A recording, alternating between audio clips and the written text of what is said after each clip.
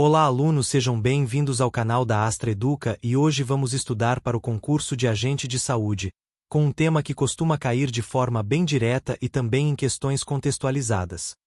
A organização do SUS, suas normas operacionais, a atenção primária, as vigilâncias em saúde, indicadores epidemiológicos, planejamento local e as principais políticas que orientam o trabalho no território. Para começar, você precisa ter uma visão de conjunto.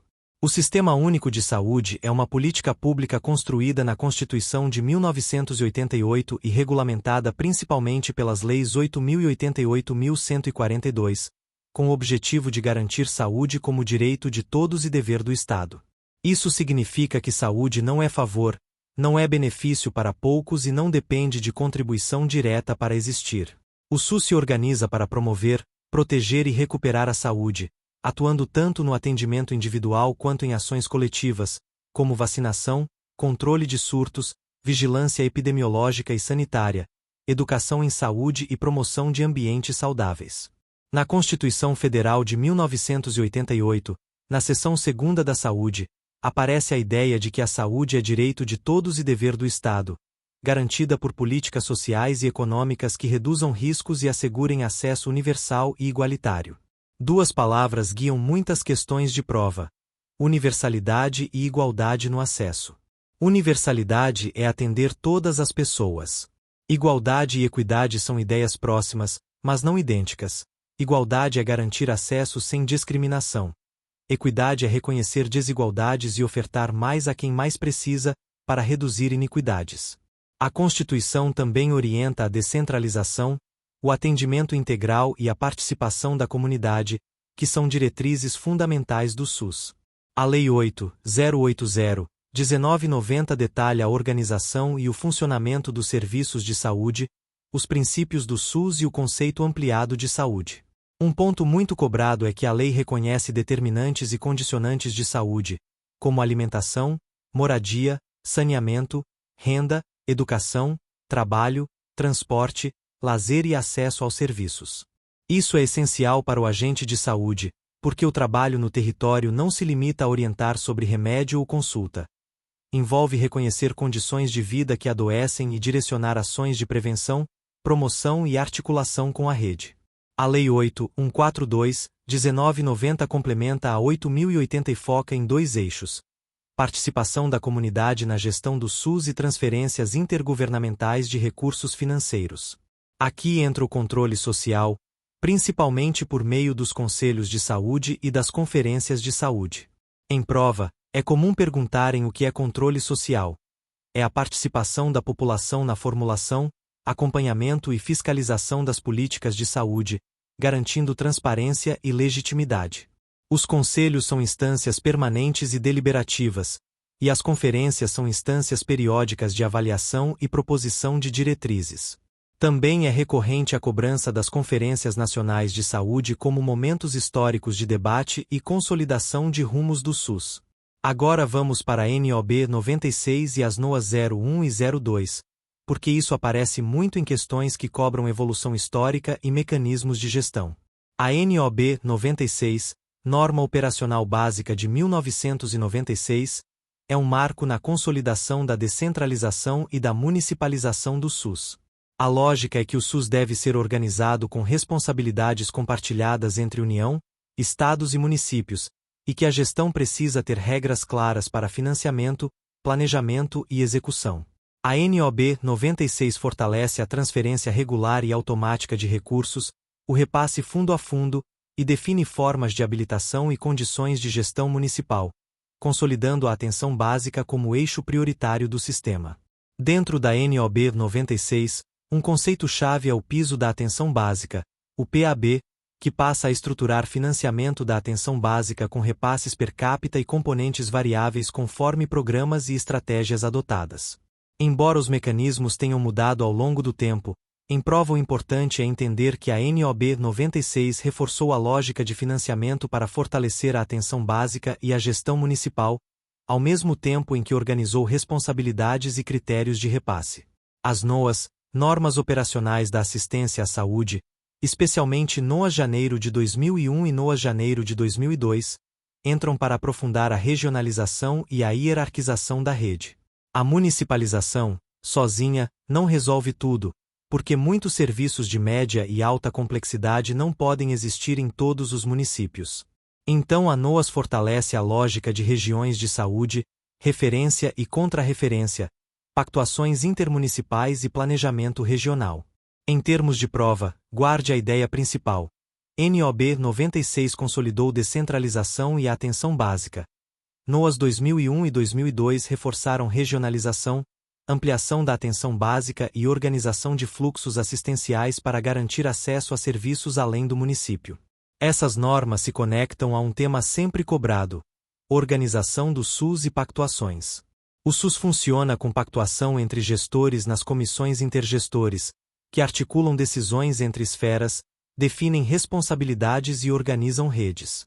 Ao longo do tempo, o Pacto pela Saúde também foi um marco de reorganização da gestão, com 3 dimensões muito cobradas: Pacto pela Vida, Pacto em Defesa do SUS e Pacto de Gestão. Em prova, a ideia central é que o pacto buscou compromissos com prioridades sanitárias, fortalecimento do SUS como política pública e aprimoramento da gestão descentralizada, com responsabilidades claras e monitoramento. Agora vamos para princípios e diretrizes do SUS, que são a base de praticamente toda a questão. Universalidade, integralidade e equidade são princípios doutrinários muito frequentes. Integralidade é entender a pessoa como um todo e ofertar ações de promoção, prevenção, tratamento e reabilitação, articulando níveis de atenção conforme necessidade, e não apenas tratar sintomas isolados. Além disso, há diretrizes organizativas como descentralização, regionalização e hierarquização, além da participação social. Para o agente, isso se traduz em entender que o cuidado começa na atenção primária, mas não termina nela. Quando necessário, deve haver encaminhamento, continuidade do cuidado e retorno, com acompanhamento no território. Controle social, portanto, não é um tema de teoria. Ele impacta o cotidiano, porque é por meio de conselhos e conferências que a população pauta demandas, fiscaliza e contribui com prioridades. O agente de saúde, como trabalhador do SUS, precisa conhecer essa lógica e orientar usuários sobre canais de participação, ouvidoria e instâncias locais. Agora vamos para a Atenção Primária à Saúde, APS, e a Política Nacional de Atenção Básica. O edital menciona a Portaria 2.488/2011, que instituiu uma versão importante da PNAB e consolidou a Estratégia Saúde da Família como modelo prioritário de organização da atenção básica. Em termos gerais, a APS é a porta de entrada preferencial do SUS e deve coordenar o cuidado, garantindo acompanhamento longitudinal, atenção centrada na pessoa e na família, e integração com outros pontos da rede. Quando a prova pede atributos da atenção primária, o núcleo é: primeiro contato e acesso, longitudinalidade, integralidade e coordenação do cuidado. Também aparecem orientação familiar, orientação comunitária e competência cultural, que são essenciais no trabalho no território. A história da APS no Brasil e a estratégia de saúde da família entram como evolução do modelo assistencial. O modelo assistencial tradicional, centrado apenas em doença e hospital, não dá conta de um país com desigualdades, doenças crônicas e necessidades de promoção da saúde. A ESF surge como reorganização do cuidado a partir do território e da adscrição de famílias, com equipes multiprofissionais, ações programáticas, visitas domiciliares e vigilância em saúde integrada à assistência. Para a prova, é muito importante entender que a ESF não é só fazer visita. Ela organiza um processo de trabalho com planejamento, acolhimento, acompanhamento de grupos prioritários, ações educativas, busca ativa, cuidado compartilhado e articulação com a comunidade. O processo de implantação e organização da ESF envolve territorialização, cadastramento das famílias, definição de microáreas e planejamento com base no diagnóstico local. A equipe acompanha gestantes, crianças, hipertensos, diabéticos, saúde mental, idosos, vacinação, tuberculose, hanseníase, e também atua em ações de promoção, como alimentação saudável, atividade física, prevenção de violências e saúde ambiental. O agente de saúde, nesse contexto, É peça-chave na comunicação entre serviço e comunidade, na identificação de necessidades e no acompanhamento do cuidado. Os núcleos de apoio à saúde da família, NAS, aparecem no edital como suporte matricial às equipes. A ideia é que profissionais de diferentes áreas, como psicologia, fisioterapia, nutrição, assistência social e outras, apoiem as equipes da atenção básica na ampliação da resolutividade, com ações compartilhadas, atendimentos conjuntos, discussão de casos e atividades coletivas. Em prova, o que importa é entender que o NAS não substitui a equipe de referência. Ele apoia, qualifica e amplia possibilidades, reforçando o cuidado em rede. Agora vamos para redes de atenção à saúde, RAS.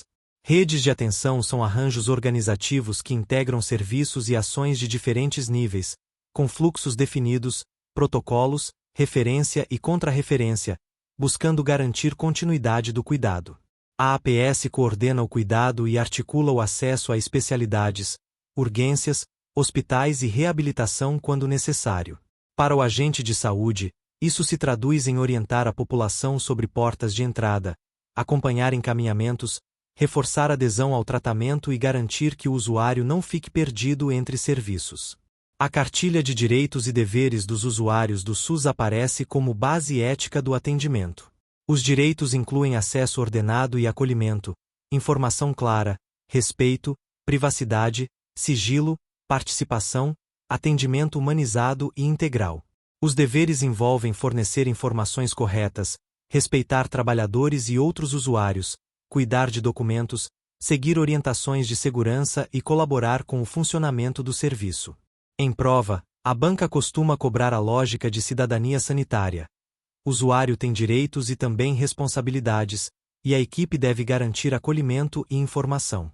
Agora, Política Nacional de Humanização, PNH. A PNH é uma política transversal que busca transformar relações nos serviços de saúde, valorizando usuários, trabalhadores e gestores, com foco em acolhimento, vínculo, corresponsabilização e melhoria das condições de atendimento. Conceitos comuns em questões: acolhimento com classificação de risco, escuta qualificada, ambiência, clínica ampliada, trabalho em equipe e gestão participativa. O agente de saúde incorpora humanização ao tratar cada pessoa com respeito, ao ouvir demandas com seriedade, ao orientar com linguagem acessível, ao garantir sigilo e ao atuar como ponte de confiança entre serviço e território. Agora entramos em vigilância à saúde e sistema de vigilâncias. Em geral, vigilância em saúde integra vigilância epidemiológica, vigilância sanitária, vigilância ambiental e vigilância em saúde do trabalhador. Vigilância epidemiológica acompanha a ocorrência de doenças e agravos, investiga surtos e orienta medidas de controle. Vigilância sanitária atua sobre riscos relacionados a produtos e serviços, como alimentos, medicamentos, água e estabelecimentos. Vigilância ambiental acompanha fatores do ambiente que impactam a saúde, como qualidade da água, vetores, resíduos e desastres. Saúde do trabalhador observa riscos ocupacionais e agravos relacionados ao trabalho. Em prova, a banca pode pedir definições e também situações problema. Qual vigilância atua em cada caso? Epidemiologia básica é a base para entender indicadores e tomar decisões. Indicadores de saúde são medidas que ajudam a descrever e analisar a situação de saúde de uma população. Os mais cobrados são incidência, prevalência, mortalidade, letalidade e cobertura. Incidência é número de casos novos em um período, útil para medir risco de adoecer. Prevalência é total de casos existentes em um momento ou período, útil para dimensionar carga de doença. Mortalidade é número de óbitos em relação à população. Letalidade é proporção de óbitos entre os doentes, indicando gravidade. Cobertura é proporção de pessoas que receberam uma ação, como vacinação ou acompanhamento. Em concursos, também aparecem taxa de mortalidade infantil, mortalidade materna, e indicadores de saneamento, como acesso à água e esgoto, porque eles se relacionam aos determinantes sociais. Sistemas de informação em saúde aparecem como instrumentos para vigilância e planejamento. O essencial é compreender que existem sistemas para notificação de agravos, registro de nascidos vivos, óbitos, vacinação e produção de serviços, e que dados orientam decisões. Em questões, costuma cair a ideia de notificação compulsória. Alguns agravos devem ser notificados para permitir resposta rápida, controle e investigação. O agente de saúde precisa reconhecer sinais e orientar busca de serviço, além de comunicar à equipe situações suspeitas, porque o tempo de resposta é decisivo em surtos. Métodos epidemiológicos básicos aparecem em forma de raciocínio. Analisar tempo, lugar e pessoa. Tempo é observar tendência, sazonalidade e surto. Lugar é mapear bairros, microáreas e condições ambientais. Pessoa é caracterizar por idade, sexo, ocupação, condições de vida e fatores de risco. Quando uma questão fala de aumento repentino de casos em curto tempo, isso remete a surto ou epidemia. Quando fala de casos persistentes em determinada região, pode ser endemia. Endemia é presença constante de uma doença numa área, com número esperado de casos. Epidemia é aumento acima do esperado. Pandemia é epidemia em vários países ou continentes. E a prova pode pedir também epizootia, quando envolve animais, importante em vigilância de algumas doenças. Endemias e epidemias, situação atual e medidas de controle e tratamento, costumam aparecer com exemplos como arboviroses, doenças respiratórias e doenças de transmissão por água e alimentos. Em arboviroses como dengue, chikungunya e zika, o foco é controle vetorial, eliminação de criadouros, educação em saúde, vigilância de casos, e atenção aos sinais de gravidade e hidratação, com encaminhamento oportuno. Em doenças respiratórias de alta transmissibilidade, o foco envolve vacinação quando disponível, etiqueta respiratória, ambientes ventilados, monitoramento de sintomas, isolamento quando indicado e orientação para procurar serviço em sinais de gravidade. Em doenças relacionadas à água e alimentos, entram saneamento, higiene, segurança alimentar e vigilância sanitária. O agente de saúde atua fortemente em educação em saúde, identificação de situações de risco no domicílio e mobilização comunitária. O modelo assistencial e modelos de atenção à saúde aparecem como comparação entre um modelo centrado na doença, curativista e hospitalocêntrico e um modelo centrado na promoção da saúde, prevenção, vigilância e atenção primária forte.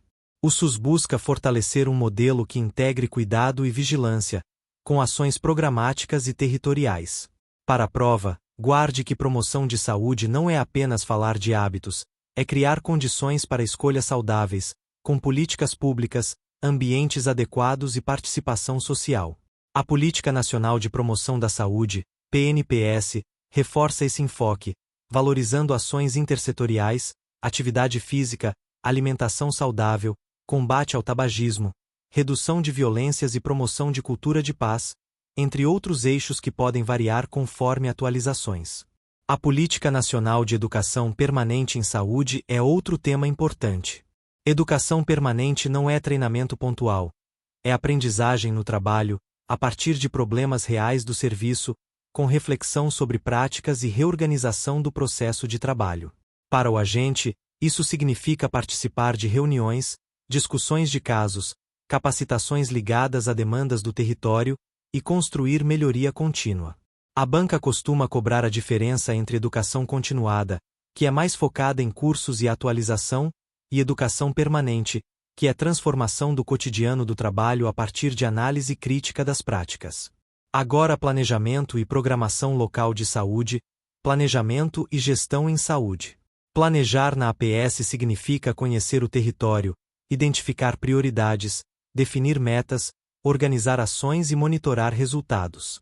Um planejamento local consistente começa por um diagnóstico, perfil demográfico da população, condições de moradia, saneamento, principais doenças e agravos, cobertura vacinal, indicadores materno-infantis, presença de violências, uso de álcool e outras drogas, demandas de saúde mental, presença de pessoas acamadas, entre outros.